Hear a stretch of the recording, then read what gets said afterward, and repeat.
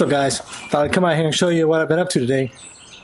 Today's Sunday, March 10th, I think it is, and one of my delusional friends, I ain't going to call no names, but the initials for his YouTube channel name are Box of Chocolates. So last time I went over to his house when we went to the motorcycle show, he had these on his bike, and now they're on mine. What do you think, huh? And also rerouted my throttle cable over here to give it some more slack, and I adjusted them so they don't hit the windshield or the windshield frame right here. Delusional sticker. And there's another reason I came out here. I don't know if I can get this on camera, but I'm going to put the Swanky Cat decal on. I don't have anything to hold the camera with right now, so let me pause you guys and I'll be right back. There it is, Swanky Cat, Box of Chocolates, Scratch Babble. I'm only missing two. I need Mason's ADV, and I also need Full Cipher. Now, Full Cipher has sent them to me twice. I don't know what's going on. I don't know if he's got my right mailing address or what, but he sent them twice and I haven't got any of them. But that's all I've done out here to the KLR. It's a pain in the butt doing all that. You got to take the tank off. What a pain that is, you know. So much stuff you have to do to get to underneath that tank. But anyway, that's just a quick update. I'm probably going to ride tomorrow. I'll keep you all updated. Have a good one. Talk to you soon. I have been meaning to mention in the last couple of videos I put out, but now is probably a better time to say it since I'm on the motorcycle. This is probably geared towards anybody riding the KLR 650, but you know, I don't care what you ride or what you do, you're welcome. The hashtag KLR Delusional started our own Facebook group, so I'll put a link in the description, and why don't you come on over and become a part of the family. We'd love to have you guys. Lots of KLR 650 discussion, lots of motorcycle discussion, and really just a lot of discussion on whatever hits our fancy. So yeah, link in the description and I'll put it on the screen somewhere around here. I don't know, we'll see. All right, back to your regularly scheduled programming.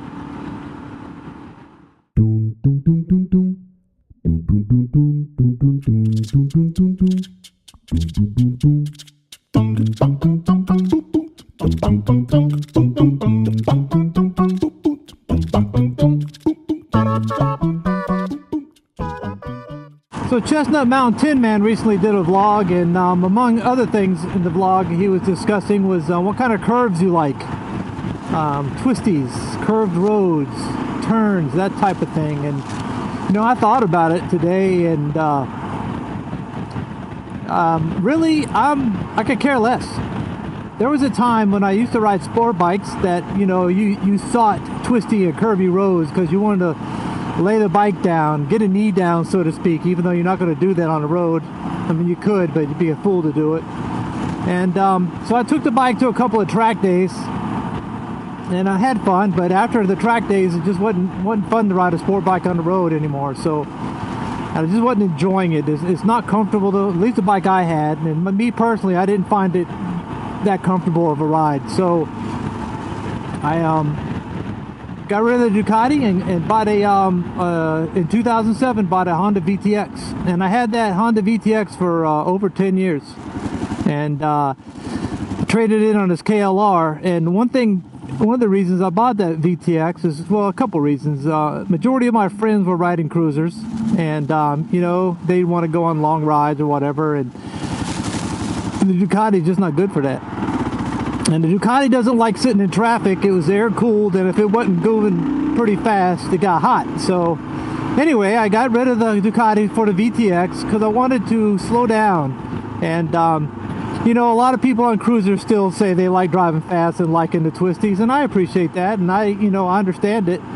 But I'll tell you, after riding that sport bike and going to a cruiser, those cruisers, at least the VTX, is really low to the ground. It's just not made for twisties and going fast around corners. It just isn't.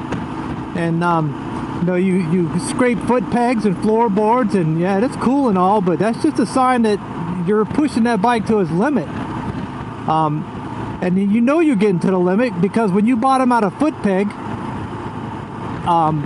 it makes that back tire hop on you. And I want to tell you right now, when you're in a curve and you're going at a pretty decent clip and you start dragging a floorboard and it bottoms out and it takes the weight off that back wheel and that back wheel hops a little bit around that corner, It wakes you up, and you have to pry half of the seat out of your third point of contact. I want to tell you now, it's not a pleasant feeling.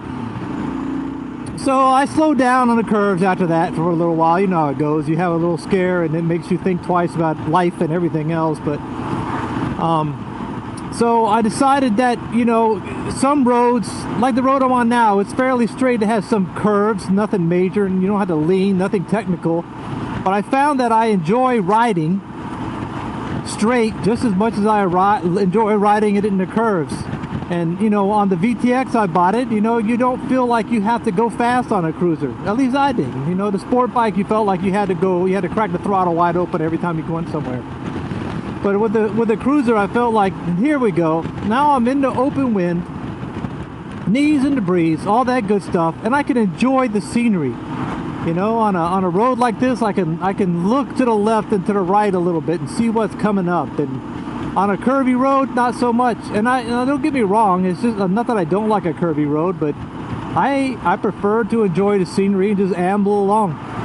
So I got the KLR here because I've always wanted an adventure bike, and this is like a gateway drug into the adventure motorcycle world, because it's a very simplified motorcycle. It's not expensive, and I figured, well, if it's not for me, I'm not out $25,000 on a new BMW R1200 GS Adventure. You know what I'm saying? So, do I like curvy roads? Somewhat. I'm not going to kill myself to go out and find a curvy road. I'm not dying to go get on the tail of the dragon and see how fast I can do it, or how many inches of metal I can scrape off my floorboards or my foot pegs.